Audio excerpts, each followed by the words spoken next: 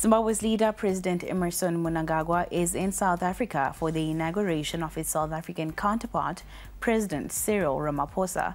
The swearing-in, which will be graced by world leaders, will be held on Wednesday at the Union Building in Pretoria, the administrative capital of South Africa.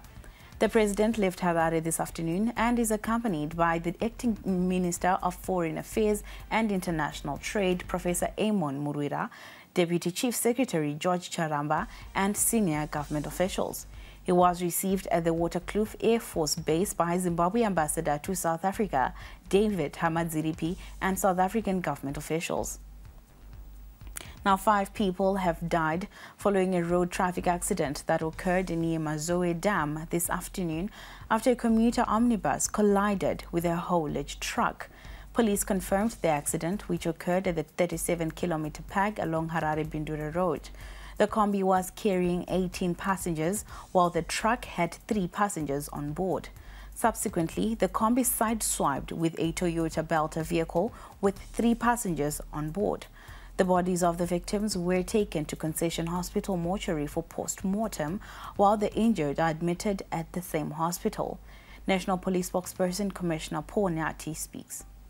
Yeah, it's correct. 5 people have died, 13 were injured when a kombi which had passengers was involved in a head-on collision with the passengers on board. And we were told one of the vehicles was trying to overtake a continuous line near Mazowe Dam. And subsequently, the kombi sideswiped with a Toyota Belter vehicle, which also had passengers on board. So, we're releasing full information on it. Food processor National Foods Limited have invested $6.5 million United States dollars in their new planter in Bulawayo to retire an old England procured miller which has been operational since 1950. Speaking to ZTN during a SADC Industrialization Week campaign, National Foods Unit Manager Jerry Gado said with the old machine, capacity utilization was at 70%, with the old machine starting to give problems. The new machine now is able to process 300 metric tons of grain daily.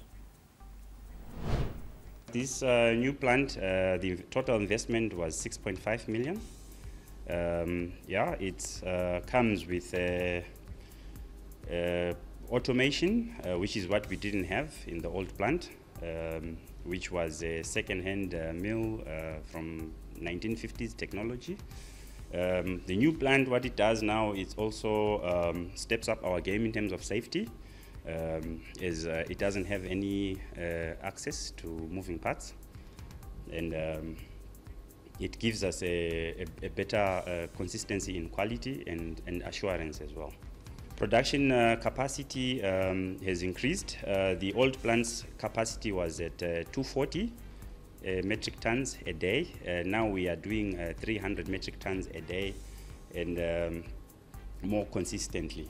The old plant was inconsistent because of breakdowns. I think we had a utilization of 70% from that 240. The National Athletics Association of Zimbabwe is sending a strong 10-member team to the Africa Senior Track and Field Championships that are starting on Friday in Douala, Cameroon. The team is one of the strongest lineups Zimbabwe has assembled in recent times, with a US-based quartet of Tapianashe Makarau, Donald Chiyangwa, Chingetai Mapaya, and Ashley Kamangira, together with seasoned campaigners Ngoni Makusha and Dixon Karingemu. The other team members are Ashley Miller, Tafadzwa Chikomba, Vimbai Maisorewa, and Jeren Muwishi. Muwishi, who captained the athletics team at the African Games in Ghana, is raring to go and represent the nation with distinction once more. Obviously, every time you are called up to put on your nation's colors, it's an honor, it's a privilege to compete for your country. So obviously the atmosphere is great. I'm feeling okay. I was about to close off my season, but I'm still feeling fresh. So let's go out there, let's go give them a show. After my performances in Ghana this year, I think I'm still peaking. So hopefully when we get there, it's all about taking those times down. Konapo, Ipapo pa ZTN Prime, DSTV channel 294, the place to be.